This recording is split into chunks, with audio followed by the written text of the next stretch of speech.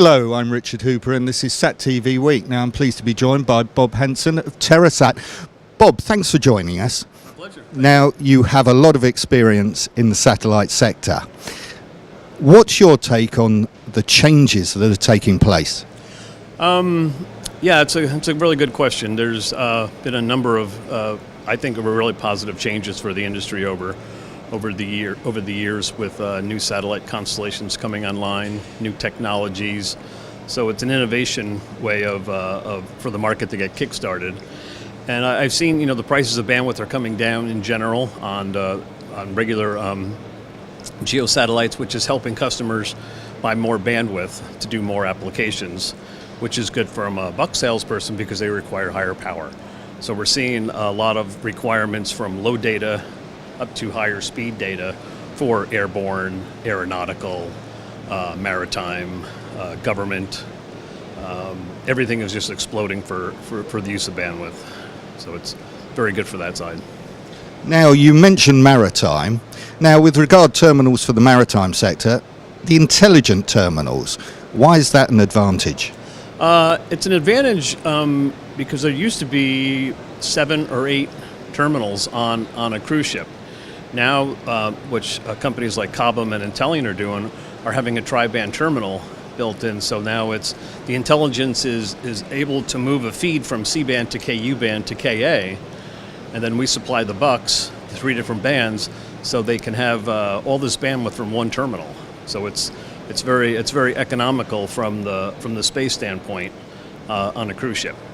And the intelligence side is every person on a cruise ship now has an average of 4 devices that need connectivity. So times 5,000 passengers and crew, that's a lot of data that the cruise ship. So it's more and more data, more and more requirements, which means higher speed modems, network platforms, bigger antennas, and bucks. So it's helping the industry grow in that realm as well. Now with regards to manufacturing, I understand that you're putting GaN technology into your BUC models. Why? GaN has a number of advantages for the marketplace for products. GaN devices take less energy consumption, so you can actually have a smaller package in your BUC. So it's very efficient when you're putting it using it for DC or solar type environments, or you have a small antenna where you need a smaller size buck to do the application.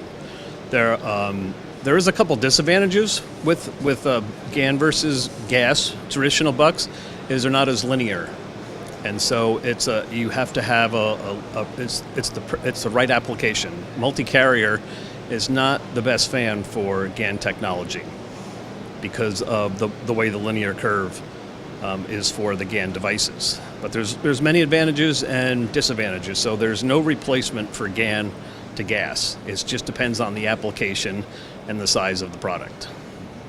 Now in 2017 you introduced a new microprocessor and MNC interface.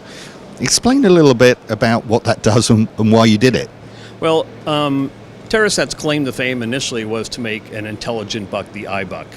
And it was the first buck that had a full-blown monitoring control interface into the buck. And for most applications in the world, traditionally for TDMA, they required what we would call a dumb buck.